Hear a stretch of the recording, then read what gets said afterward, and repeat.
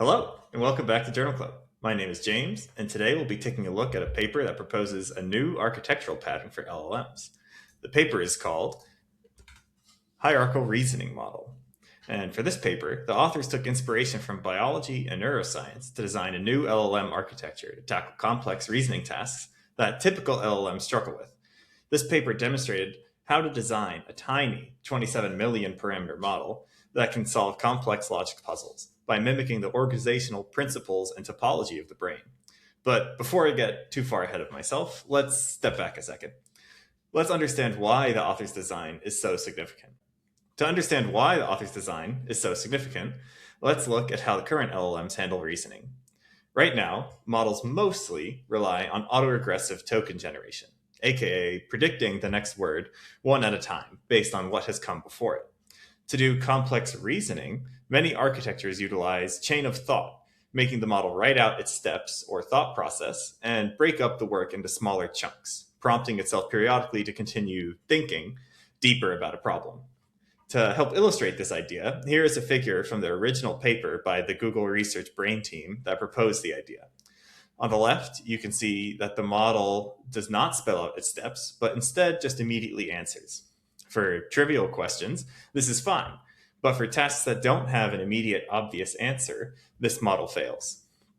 The model on the right was trained to spell out its thinking and use that information to help produce the final answer. With this subtle change, your LLM can achieve elementary school intelligence with ease. However, this isn't really enough. Remember this from last episode? This diagram shows how we translate model weights back into text. Chain of thought suffers from the same problems for more complex, long-running tasks, as it produces more tokens to describe its thought process.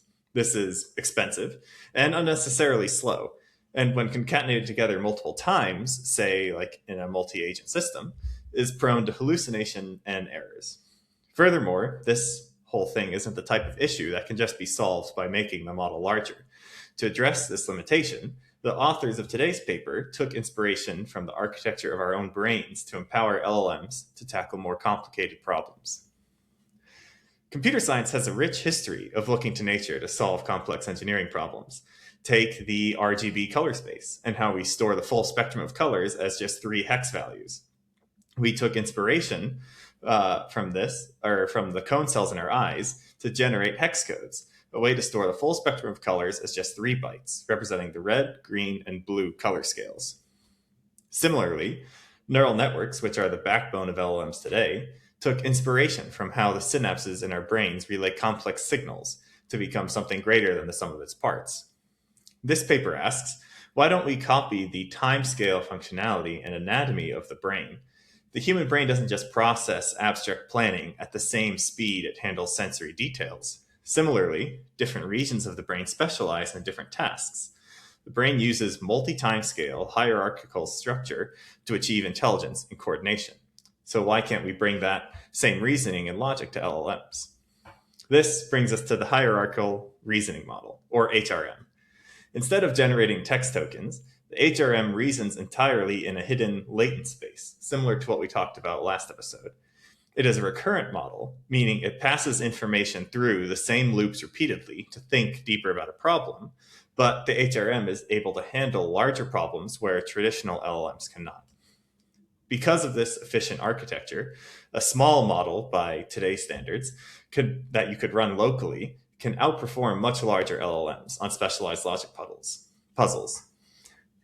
You can see this technique allowed the model to solve much more complex logic problems that were completely out of reach for some LLMs previously.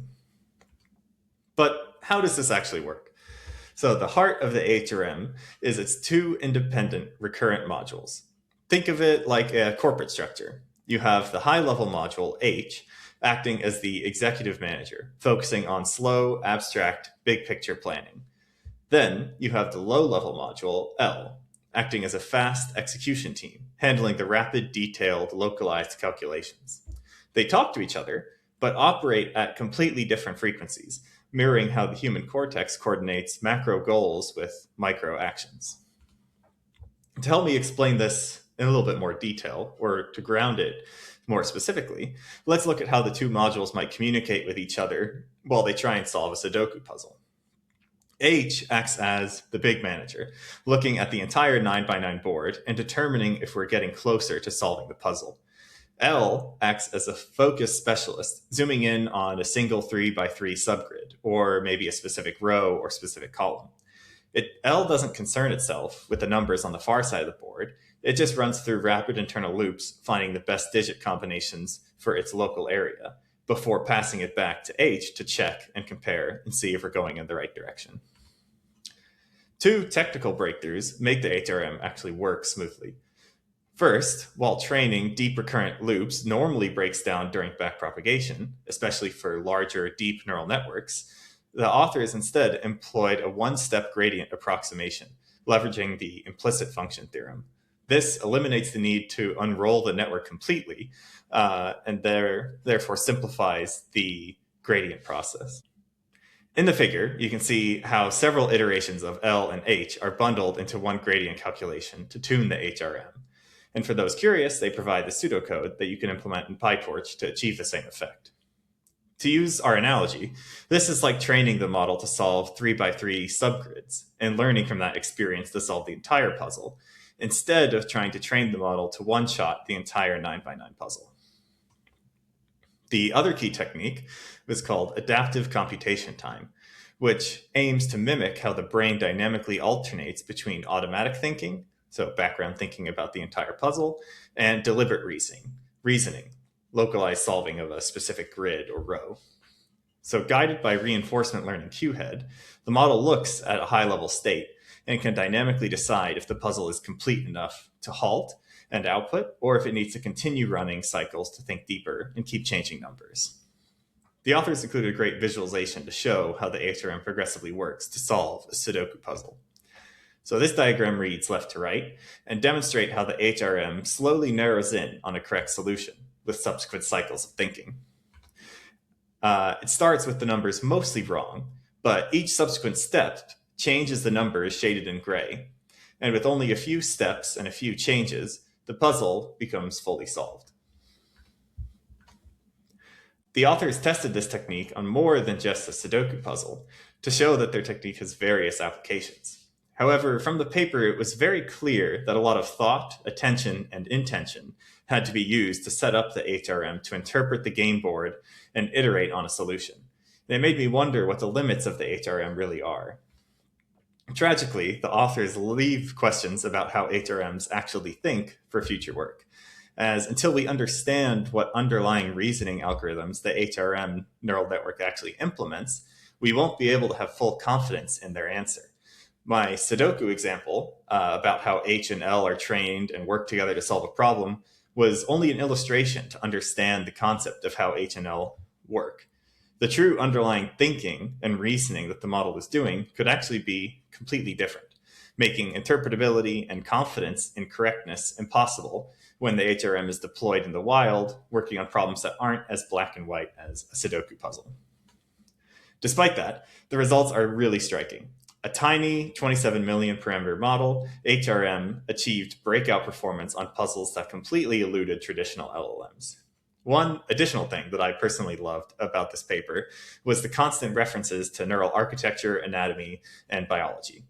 They even went so far as to point out a specific neural dimensionality pattern that emerged during training, which closely mirrors the firing patterns observed in a mouse's cortex. And let me tell you, when I started reading this paper, the last thing I expected to see was a figure about a mouse brain.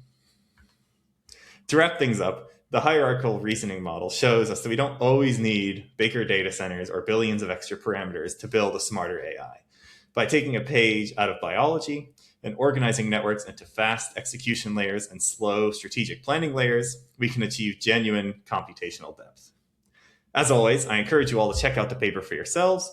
The authors cited a lot of other interesting publications about brain-inspired reasoning architectures or hierarchical memories for LLMs that I'll be checking out myself. Thanks for watching.